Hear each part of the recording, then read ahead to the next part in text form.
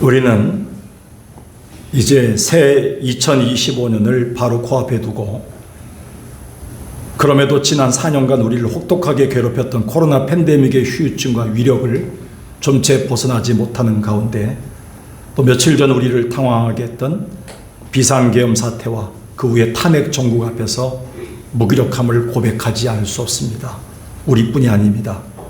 지구촌 곳곳에 일어나고 있는 전쟁들, 그리고 21세기에 일어나고 있는 재해와 여러 가지 전염병들, 세계 교회가 앓고 있는 코로나 팬데믹 이후에 엄청난 침체들을 우리는 몸소 경험했으며, 얼마 전 방문했던 필리핀 교회들과 한인 교회들조차 그들의 기존 성역 공부나 전도 프로그램을 다시 열었지만 좀채 더 이상 모이지 않고 교회 직분을 회피하는 현상들이 나타난 얘기들을 들으면서, 또 설상가상으로 그 교회들이 많이 문 닫고 있다는 소식들 들으면서 아픔을 금치 못했습니다. 금할 수 없었습니다. 이보다 더 심한 곳이 현재 미국 교회들인데요, 그들 스스로가 위기라고까지들 진단하면서 기도회를 열고 있습니다.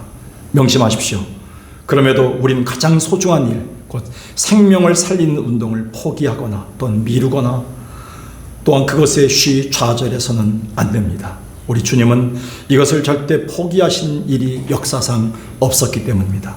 지금도 여전히 매주일마다 우리에게 말씀을 보내주신 한, 주의 종들을 강단에 세우신 한, 그리고 주의 종들의 연약함을 통해서도 생명의 복음을 흘려보내신 한, 이 생명운동은 계속되고 있다는 것입니다. 우리 교회도 이 생명운동의 중심에 서 있는 게 아닐까요? 우리나라 대표 지성인이었고 73세의 늦은 나이에 하나님의 백성이 되어서 마지막 돌아가시는 89세 2022년 2월 26일까지 복음을 전했던 고 이여령 박사님을 우리는 너무나 잘 알고 있습니다. 그가 남긴 생명의 운동의 흔적들이 너무나 많습니다. 비록 그가 73세 이후에 예수를 믿었지만 89세까지 그가 수많은 사람들을 전도하고 지성인들을 깨닫게 했습니다. 어느 때인가 한창 우리나라가 코로나 팬데믹으로 인해 최악의 위기를 당하고 고통하고 있을 때 이어령 박사는 어느 기독교 매체와의 인터뷰를 진행했습니다. 그날에 그의 말 하나하나가 저에겐 정말 신선한 충격으로 다가섰고요, 그리고 희망으로 다시 마음에 심는 시간이었습니다. 그는 인터뷰 도중에 코로나 패러독스, 코로나 역설이라는 말을 썼습니다. 원래 이 코로나라는 말이 어디서 나왔는지 아시죠? 바이러스 중에서 왕관 형태를 가지고 있는 그 코로나 그 바이러스입니다. 그래서 왕관 모양입니다. 화려한 왕관. 그래서 코로나는 화려한 왕관입니다. 근데 지금의 이 코로나 팬데믹을 우리가 잘 극복한다면 반드시 한국교회와 성도들인 우리에겐 주님이 씌워주실 화려한 왕관이 준비되어 있다는 겁니다. 그래서 이여령 박사님은 그때 굉장히 도전을 줬습니다. 저희들에게 희망을 줬고요.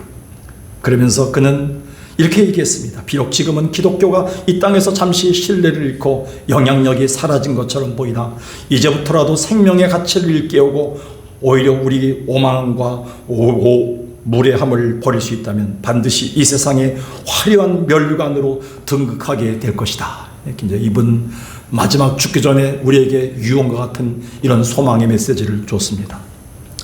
그런데 실제로 우리의 지나온 역사를 보면 중세 시대에 있었던 유럽 인구의 3분의 1을 죽게 했던 패스트 때, 역병 때 종교 개혁과 르네상스가 시작됐고 새로운 시대가 열렸던 패스트 역설, 패스트 패러독스가 있었습니다.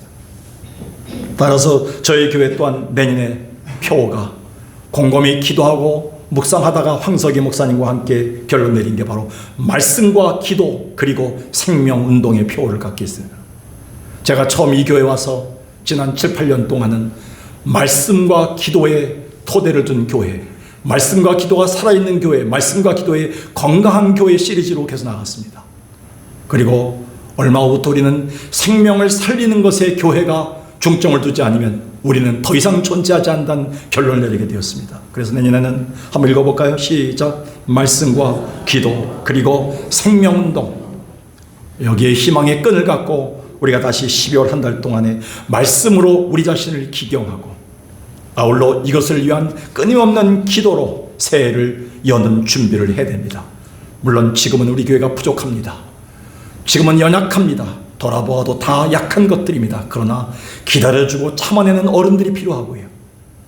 그리고 젊은 세대들은 어른들을 기다려주고 저분들의 그 공을 인정해주고 그리고 저분들의 열매를 우리가 새롭게 만드는 운동들이 필요합니다. 지금 이때입니다. 그런 의미에서 오늘 본문은 우리에게 아주 소중한 교훈입니다.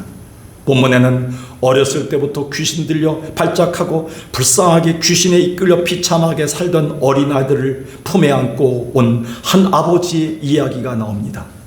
그 시간에 예수님과 3명의 제자들은 산에 올라가 기도 중이었는데 그 막간에 아들을 데리고 와서 참으로 나머지 제자들 9명들에게 아들의 치유를 간청하고 있는 아버지를 볼 수 있습니다. 그런데 문제가 생겼습니다. 사실 그동안 여러 치유의 기적을 직접 경험함으로 어느 정도 자신감이 붙었던 9명의 제자들이 이날 기도에 실패한 겁니다. 귀신을 쫓아내지 못한 겁니다. 얼마나 이들이 참 낭패였을 거예요. 되레 이 아이는 더 심해져서 발작을 일으켰고 귀신뿐 아니라 주변에 모였던 수많은 기독교를 비난하는 자들, 예수 그리스도와 제자들을 비난한 자들이 비웃음 치면서 저들이 비난하기 시작했습니다. 그러나 이 상황 속에 예수님이 다시 오시자마자 모든 게 종결됩니다. 할렐루야. 이 상황 속에 예수 그리스도가 오시자마자 모든 게 해결되기 시작했다는 거예요. 이 성경이 준 의미가 굉장히 큽니다. 오늘 이 말씀이야말로 12월을 열매로 마무리하고 또 내년에 생명운동에 박차를 가해야 하는 우리들에게 아주 소중한 영적 교훈이 아닐 수 없습니다. 여기엔 우리 교회를 통해 이루실 생명운동의 본질 3가지가 들어있기 때문입니다. 그렇다면 오늘 우리에게서 모든 걸 다시 살리시는 생명운동의 본질은 무엇인가요? 그 첫 번째 한번 읽어볼까요? 시작. 우리의 모든 초점은 예수 그리스도에게 있어야 됩니다. 여러분 명심하십시오. 오늘부터 여러분들의 모든 초점은 예수가 되어야 됩니다. 이걸 명심하지 않고 따르지 않으면 우리 교회는 생명운동에 참여할 수 없는 교회가 됩니다. 여러분 전도에도 마찬가지입니다. 여러분의 모임도 마찬가지입니다. 가정도 마찬가지입니다. 예수 그리스도가 초점이 되지 않으면 생명운동은 더 이상 일어나지 않습니다. 19절 봅시다.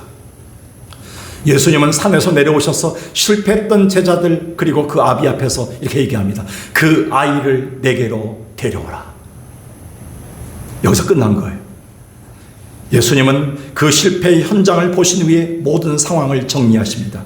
귀신 들린 아버지에게 곧장 그 아이를 내게로 돌아오고 명령한 그 순간 이후에 분명히 이 말씀 속엔 주님의 깊은 도가 담겨져 있는데 사실 그건 왜 지금에야 나를 찾았느냐, 이제야 내게 요청하느냐는 그것의 아비뿐 아니라 실패한 제자들에게까지도 책망한 내용입니다. 주님은 우리에게도 동일하게 말씀하실 것입니다. 즉 지금 우리에게 닥친 모든 문제 앞에서 이것저것 하다가 오지 말고 또 이 사람 저 사람 먼저 찾다가 오지 말고 가장 먼저 그 문제를 끌어안고 예수 그리스도로 나오라고 하신 겁니다.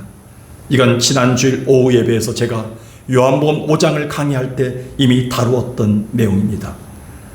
요한복음 5장 5절에 보니까 38년 동안 은혜의 연못가에서 은혜는 받지 못하고 빙빙 돌면서 그것도 걷지 못해서 매트리스에 누워서 38년 동안 찌든 인생을 살았던 불쌍한 사람이 나옵니다.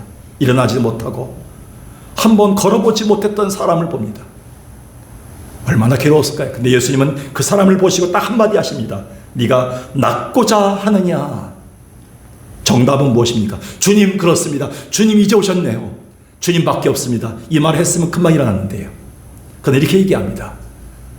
이렇게 불평투성이로 얘기합니다. 짜증투성이로 얘기합니다. 상처투성이로 얘기합니다.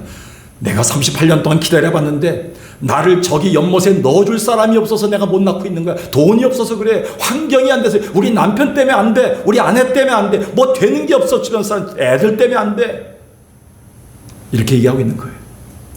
주님 마음이 아파서 38년 동안 이 사람이 낫지 못하는 이유를 깨달으신 거예요. 네가 진짜 낫고자 하느냐? 이 말씀 앞에 그 사람은 그저 납작 엎드려서 주님밖에 없습니다. 주님 저를 고쳐주세요. 이제 주님만이 저의 소망입니다 라고 얘기하길 원했던 것이죠. 안타깝게도 자기 불평과 상처만 운운하면서 자기만이 터득한 치유 방법을 주장합니다.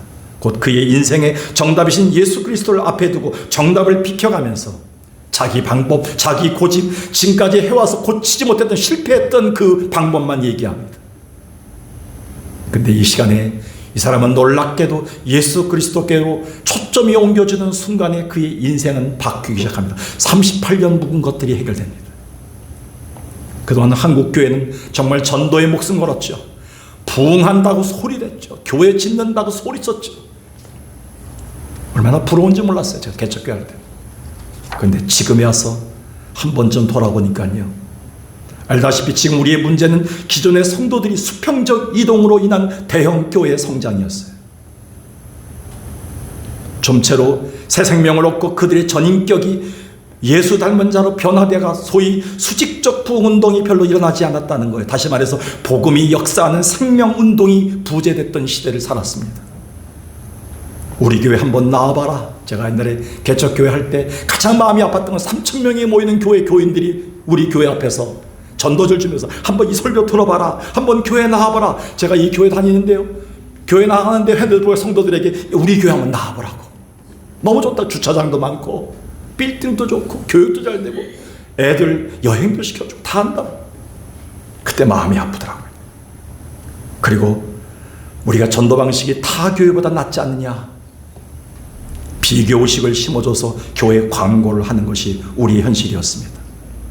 거기에 치료가 없었습니다. 하나님의 능력이 나타나지 않습니다. 생명운동이 일어나지 않았던 거예요. 한국교회가. 우리가 예수님을 비로소 만나 그 은혜로 치유되고 정답을 찾게 돼서 그 인생의 정답이신 예수 그리스도를 붙잡고 사는 성도들을 몇 명이나 만들었는가를 우리는 고민해야 됩니다. 별로 없다는 거예요. 목표가 예수가 아니에요. 교회 목표가 예수가 아니에요. 우리 기도의 목표가 예수가 아니에요. 전도의 목표가 예수가 되지 않으면 우리는 생명운동이 일어나지 않는다는 거예요.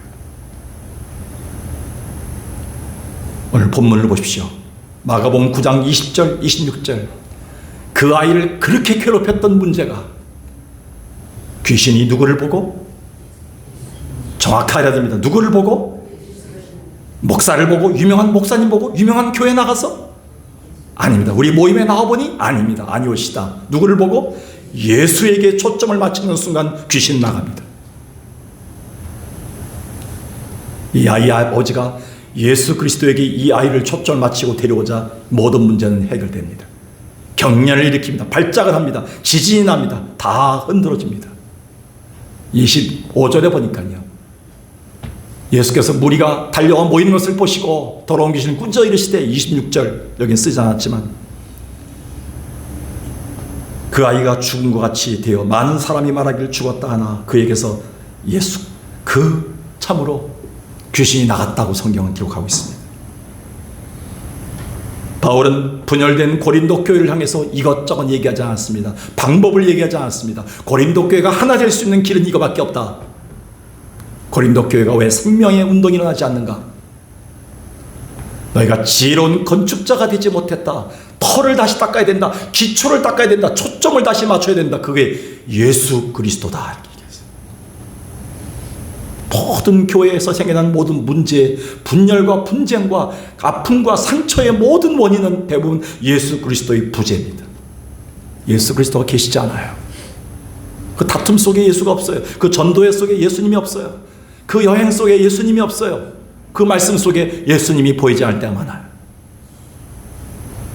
예수님은 이것을 진단하고 고린도 교회를 향해서 바울을 통해 편지를 쓰게 한 겁니다. 이 땅의 교회와 이 땅의 목회자들은, 이 땅에 전도하는 성도들은 예수님에게로 사람들을 이끌어갈 수 있는, 죄인들을, 연약한 자들을, 상처받은 자들을 예수 그리스도에게 초점 맞출 수 있는 자들로 우리는 이정표 역할을 해야 돼요. 적입니다. 예수님이 적이십니다. 예수님 바라봐야 됩니다. 이거 해야 됩니다. 어떤 교회는 권사님이 전도를 많이 했는데요, 자기 목장에서 목장으로 만들었는데요, 그 목장의 식구들 13명을, 전도했던 사람들을 다 데리고 다른 교회로 간 거예요. 그 목자만 바라본 거예요. 권사는 목자만 바라보고 사는 거예요. 신앙생활을. 예수를 바라보게 해야죠. 우리는 이정표입니다. 이정표. 요한복음 8장 12, 32절에 예수님은 간음했던 여인을 고치시고 회복시키고 돌려보내신 다음에, 그리고 눈먼 소경들을 고친 다음에 이렇게 말씀하십니다. 나는 세상의 빛으로 왔는데 나를 따르는 자는 어둠에 다니지 아니하고 무슨 빛을? 생명의 빛을 얻으리라. 우리가 오늘도 수많은 빛들을 얻고 있습니다. 어두운 방에 들어와서 불을 켭니다. 이 예배당에서도 불을 켭니다. 이 빛은 영원한 빛이 아니에요. 사람 살리는 빛은 아니에요. 우리를 잠시 밝게 하는 빛이에요. 근데 여러분의 가정과 우리의 어두운 마음과 38년 된 문제를 해결할 수 있는 어둠을 거두게 하는 빛은 예수 그리스도밖에 없다는 거예요. 예수님이 이 얘기를 하셨어요. 너희가 예수를 알지니 예수가 너희를 자유케 할 것이다. 진리의 빛이신 예수 그리스도가 우리에게 말씀하고 있는 거예요. 아무쪼록 우리의 모두 초점이 예수 그리스도에게 있으므로 생명운동이 일어나는 여러분 되길 주의 이름으로 축원합니다. 두 번째 한번 읽어볼까요? 시작. 우리의 믿음 속에는 생명 회복의 힘이 담겨져 있어야 됩니다. 제자들이 귀신 들려 발작하는 가엾은 아이를 고치지 못하고 그들의 기도 또한 보기 좋게 실패하자 그는 예수님이 집에 들어가신 다음에 조용히 들어가서 사람들이 들을까봐 조용한 목소리로 예수님께 따집니다. 28절이죠. 예수님, 우리는 어찌해서 귀신 못 쫓아냈지요? 우리의 능력이 안 나갔지요? 그들의 이 말은 무리한 말이 아니에요. 그들이 불평할 이유가 있었어요. 그 앞에 6장에 보니까요. 예수님이 12제자를 불러서 2명씩 짝을 지우고요. 저들에게 권능을 주십니다. 너희가 어디 가든지 내 이름으로 기도하면 귀신을 쫓아낼 것이다. 권능을 주셨어요. 아니나 다를까 13절에 보니까요. 많은 귀신들이 제자들의 기도를 통해서 다 나갔어요. 병자들을 고쳤어요. 이 정도면 대단한 사람들 아닙니까? 근데 왜 안 됐냐는 얘기예요. 예수님은 생각지 못했던 정답을 이렇게 얘기합니다. 19절에 믿음이 없는 세대야.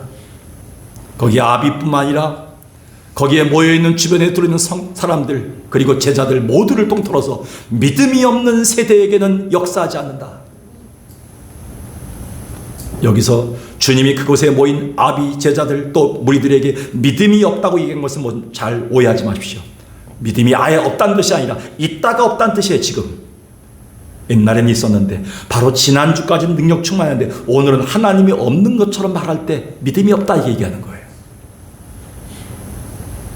단순히 믿음이 약한 상태가 아닌 주님에게서 매일마다 순간마다 공급되어지는 그 믿음의 힘이 고갈되거나 결핍된 상태, 즉 불신앙의 모습을 책망하신 겁니다. 아이러니하게도 예수님의 이 책망을 들었던 당사자들인 제자들은 얼마 전까지는 대단한 능력을 체험했던 소문난 자들이었어요. 그 소문을 듣고 이 아이의 아버지가 아이를 데리고 왔겠죠. 예수님이 없다고 하는데도 불구하고 제자들이 있지 않냐. 근데 그 제자들의 믿음 속에는 더 이상 사람을 살리고 가정을 살리고 치유의 능력을 행할 진정한 힘이 고갈되었다는 것을 의미한 겁니다. 우리는 이런 얘기 많이 합니다. 소시적에 나는 주일학교 교사도 했고 성가대도 했었고 소시적에 교회 열심히 봉사도 하고 교회 청소도 하고 다 했다.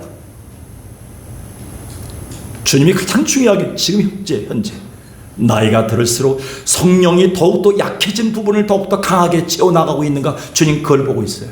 나이가 들수록 세월이 흐를수록 우리는 더욱더 하나님의 능력이 믿음 안에 나타나야 된다는 거예요.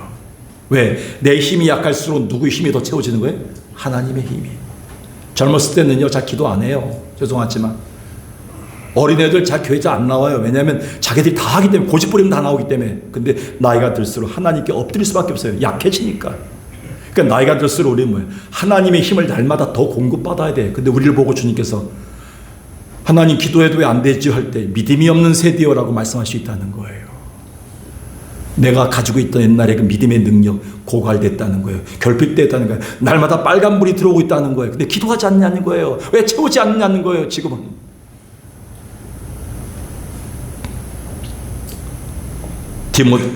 바울이 디모데에 쓴 편지에서 바울은 이렇게 지적합니다. 수많은 믿음들이 있는데 재미난 이야기를 쫓는 사람들이 많다. 교회 다니면서도. 그건 믿음이 아니다. 말씀을 들으면서도 자기 마음에 짜릿한 얘기만 찾는 사람들이 많다. 감동적인 얘기 찾는 그건 믿음이 아니다. 그건 오히려 뭘 한다고? 변론, 싸움을 일으키는 믿음이다. 성도들이 왜 싸울까요? 왜 분쟁이 날까요? 왜 말 한마디면 상처받고 교회가 분쟁의 소굴이 됐을까요? 한국교회가. 뻔한 거예요. 진짜 믿음이 아니기 때문이에요. 분쟁을 일으키는 믿음이 있다는 거예요. 5절에 봅시다. 거짓 있는 믿음이 있다는 거예요. 그 믿음에는 사랑이 들어가야 되는데 사랑이 없는 거짓된 믿음이 있다는 거예요. 저에게 열쇠꾸러미가 있습니다. 열쇠꾸러미는 저의 서랍을 연 열쇠가 있고요. 저의 목양실 연 열쇠가 있고 교회 출입문을 연 열쇠가 있고요. 저 창고를 여는 열쇠가 있습니다. 근데 그 열쇠를 아무나 집어온다고 열리는 거 아닙니다. 천국문을 여는 데는요. 거짓 없는 믿음. 우리 가정을 일으킬 수 있는 생명의 그 믿음이 있을 때만이 우리가 하나님이 기뻐하신다는 거예요. 근데 2000년 전에 바울이 이 편지를 쓸 때 얼마나 많은 거짓된 믿음이 많았을까요? 결핍된 믿음, 생명이 없는 믿음이 있었다는 거예요. 오늘 본문에 보니까요, 이 아이에게 생명이 들어가는 시점이 아주 분명합니다. 23절에 보니까요, 믿는 자에게 능치 못한 일이 없느니라. 그 전에 이 아이의 아버지가 예수님이 오니까 뭐라고 하겠습니까? 예수님, 제자들에게 데리고 왔는데 안 되든 당신도 할 수 있거든 하시고 할 수 없으면 하지 마. 다른 데 가지 뭐. 이렇게 얘기했어요. 그러니까 예수님이 뭐라 합니까? 할 수 있거든이 무슨 말이냐? 뭐든 뭐야? 그 다음에 믿는 자에겐 능하지 못한 일이 없느니라 하면서 그때 가서 24절에 이 아버지가 뭐니까? 나에게 믿음 없는 것을 용서하소서. 자기 믿음이 없는 것을 이제야 깨달은 거예요. 저를 비롯한 우리 많은 성도들이 믿음이 있다고 자부하고 다닐 때가 많아요. 근데 어느 날 진짜 믿음이 없을 때가 있어요. 불신앙의 말이 나오고요. 벌써 계산부터 나오고요. 벌써 내가 믿지 않은 사람처럼 말할 때가 많아요. 주님이 이걸 보고요. 이 아버지의 그 놀라운 모습을 우리는 다시 한번 생각해야 됩니다.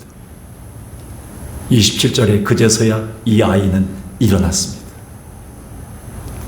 아버지의 믿음이 올바로 제대로 만들어지자 이 아이에게 생명이 들어간 거예요. 아버지의 기도가 통한 거예요. 그제서야. 야고보는 우리에게 이렇게 얘기합니다. 야고보 5장 15절 한번 읽어볼까요? 시작. 믿음의 기도는 병든 자를 구원하리니 주께서 그를 일으키시리라. 혹시 죄를 범하였을지라도 사하심을 받으리라. 아무쪼록 여러분의 믿음 속에 가정을 살리고 자식을 살리고 교회를 일으키고 민족을 일으킬 수 있는 복된 생명 회복의 운동이 들어가 있기를 주의 이름으로 축원합니다. 할 수 있다 하시니는 나의 능력 주 하나님 의심 말라 하시고 물결 위를 오라 하시네. 할 수 있다 하신 주 할 수 있다 하신 주 믿음만이 능력이라 하시네. 믿음만이 능력이라 하시네. 다시 한번 1절 할 수 있다. 할 수 있다 하시네. 나의 능력 주 하나님 의심 말라 하시고 물결 위를 오라 하시네. 할 수 있다 하신 주 할 수 있다 하신 주 믿음만이 능력이라 하시네. 아멘. 믿음만이 능력이라 하시네.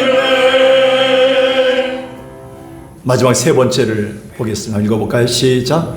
우리의 절박한 기도가 이 땅의 생명을 다시 회복할 수 있습니다. 이 정도 되면 또 테스트 한번 해야 되겠죠. 첫 번째가 뭐였죠? 생명운동의 본질. 우리 교회를 통해 이루어진 생명운동의 본질이 뭐예요? 첫 번째, 누구에게 초점? 예수 그리스도에게 모든 것이 집중되고 초점돼야 돼요. 두 번째 뭐예요? 우리의 믿음 안에 뭐가 들어가 있어야 돼요? 생명 회복의 힘이 들어가 있어야 돼요. 사람 살리는 힘이 들어가 있어야 됩니다. 마지막 세 번째는 우리의 절박한 기도가 있어야 됩니다. 오늘 성경을 면밀히 보면요, 이 상황 속엔 절박한 기도가 없었어요. 할 수 있거든, 하실 수 있으면. 제자들 쫓아와서 어찌해서 우리는 안 됩니까? 옛날 경험상으로 그냥 병을 고쳤어요. 옛날에 됐는데 왜 안 될까? 우리 교회가 옛날에 열심히 했는데 왜 지금 안 될까? 저도 그렇게 생각하고 있었어요. 지금 주신 은혜를 받지 못하고, 지금 힘을 얻지 못하고 자꾸 그런 생각에 빠져 있는 우리가, 절박함의 기도가 없는 거예요. 이 세상을 살리는 생명운동의 본질 마지막은 절박한 기도입니다. 예수 그리스도에게만 모든 것이 주되고 주님만이 모든 것의 정답이라는 분명한 믿음을 갖고 전능하신 주님 앞에 납작 엎드리는 그 믿음, 그 삶의 기도, 사활을 건 기도, 그게 바로 절박한 기도입니다. 지난 11월 5일 우리 합신교단은 목동 지구촌교회에서 정암 박윤선 목사님의 변증과 기도라는 주제로 정암 신학 강좌를 열었습니다. 매년 열죠. 이날 전 합신 총장을 지내셨던 정창균 교수님은 이렇게 도전했습니다. 울면서 도전했습니다. 현대의 신자들, 특히 목회자들과 교회 지도자들이 기도를 내려놓고 기획에 몰두하는 경향을 보이고 있다. 너무 마음이 아프다. 신자들이 감동적인 간증이나 찬양 행사 등에 관심을 쏟고 있으며 무엇인가 마음에 짜릿하게 해주는 감동을 추구하면서 정작 하나님께 나아가 마음을 쏟아놓는 기도하는 것을 소홀히 하는 것은 매우 위험한 일이고 위기이다. 현 세태를 지적했습니다. 그러면서 동시에 고 박윤선 목사님이 피를 토하면서 설교를 통해 강조하셨던 이 표, 기도 때마다 강조하셨던 이 표를 우리에게 제시했습니다. 한번 읽어볼까요? 시작. 대책 없는 인생, 기도가 대책이다. 기도에 살 길이 있다. 돌아다니는 똑똑이가 되지 말고 기도하는 바보가 되라. 이 어록을 다시 한번 마음에 새겨주었습니다. 저는 신학교 때 설교 시간에 돌아다니는 똑똑이가 합신이 돼서 말자. 합신 출신들이 너무 똑똑해요. 공부를 너무 많이 하고 정말 대단한 지식을 갖고 있기 때문에 교회만 나오면 비판밖에 안 해요. 한국 교회와 성도들 비판하고요. 다른 게 비판하는 일이 많아요. 목회자를 비판해요. 똑똑이들이 많죠. 성경보다 초급반, 중급반, 고급반 성경 공부도 많이 해요. 얼마나 많이 하는지 몰라요. 똑똑이들이 너무 많아요. 합신교단이. 근데 우리는 기도하는 바보가 더 중요해요. 그래서 기도하는 자들이 있어요. 매일 새벽마다. 수요일마다 기도하는 자들이 있어요. 기도만이 살 길임을 우리는 분명히 알아야 됩니다. 기도가 우리 가정의, 우리 인생의 대책임을, 분명한 정답임을 우리는 고민해야 됩니다. 이게 절박한 기도예요. 본문의 마지막 절에서 주님은 이렇게 우리에게 모든 것을 합치는 결론을 내고 있습니다. 한번 읽어볼까요? 29절 시작. 기도에 다른 것으로는 이런 종류가 나갈 수 없느니라. 이런 종류의 여러분이 가지고 있는 모든 문제들을 다 집어넣으십시오. 목사님, 우리는 기도 많이 하는데요. 기도하라면 언제든지 했는데요. 새벽기도도 나오고 있는데요. 주님이 그걸 몰랐을까요? 근데 절박한 기도가 없다는 거예요. 할 수 있거든 해주시고, 안 되면 다른 데 가보지 뭐. 안 되면 할 수 없지 뭐. 피곤한데 뭘 하겠어. 다음에 건강할 때 기도하죠. 일이 안 될 때 기도할게요. 지금 잘 되고 있는데. 이런 기도는 절박한 기도가 아니라는 거예요. 여러분들에게 말씀드립니다. 저희 교회는 절박한 기도하는 30인이 필요합니다.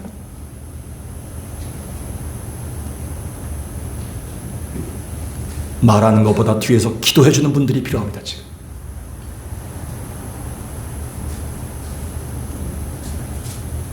여러분의 가정을 살리기 위해서는, 여러분의 자녀들을 위해서 절박한 기도한 부모들이 필요합니다. 보셨죠? 한국의 지금 상황.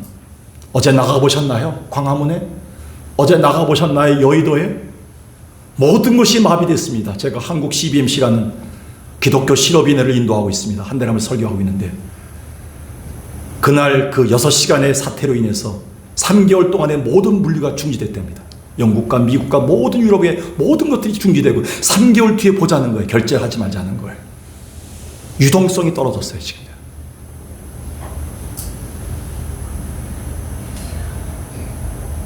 지금의 상황에서는 누구든지 버튼을 누를 수 있는 분위기예요. 전쟁 버튼이. 이 위기를 모면하기 위해서 우리는 역사를 통해 알고 있습니다. 저는 이 설교의 내용을 지지난주에 미리 준비했었는데 어떻게 하나님께서 이번 주에 이 말씀을 전하라고 하셨을까요?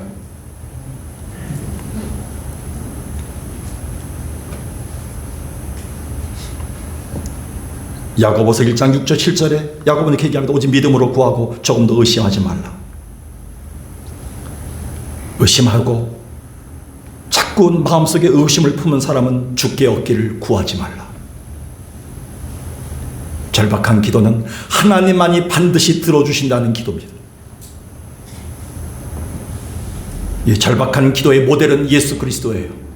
하나님의 아들 메시아로 이 땅에 오셨지만 그분은 기도하지 않아도 될 뿐인데 우리에게 왜 이런 기도를 해주셨을까요?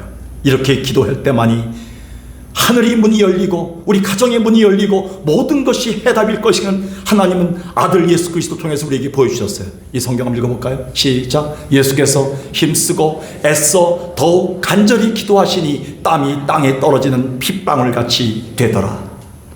예수님이 그냥 기도했다고 쓴 것이 아니라 힘쓰고 애쓰고 더욱 간절히 땀방울이 핏방울이 되도록 기도했다. 그러니까 하늘이 열렸다는 거예요. 언제 이런 기도를 해보셨나요, 여러분들이? 5년 전에? 지금 능력이 안 나타나잖아요. 지금이 바로 그럴 때입니다, 우리 교회가. 힘쓰고 애쓰고 더욱 간절히 땀방울이 핏방울이 되는 기도를 주님이 하셨다는 것은 분명한 이유가 있어요. 이 기도만이 절박한 기도다. 이 절박한 기도로 사람 살리는 생명운동에 동참할 수 있는 여러분 되시기를 2025년도 저희 교회 되기를 주의 이름으로 간절히 축원합니다. 말씀을 정리해 보겠습니다. 우리의 모든 초점은 누구에게? 예수 그리스도에게. 우리의 믿음 속에 뭐가 들어가 있어요? 생명 회복의 힘이 능력이 들어가 있어야 돼요. 우리의 절박한 기도만이 모든 것을 해결할 수가 있습니다. 이 말씀을 생각하면서 찬양하겠습니다.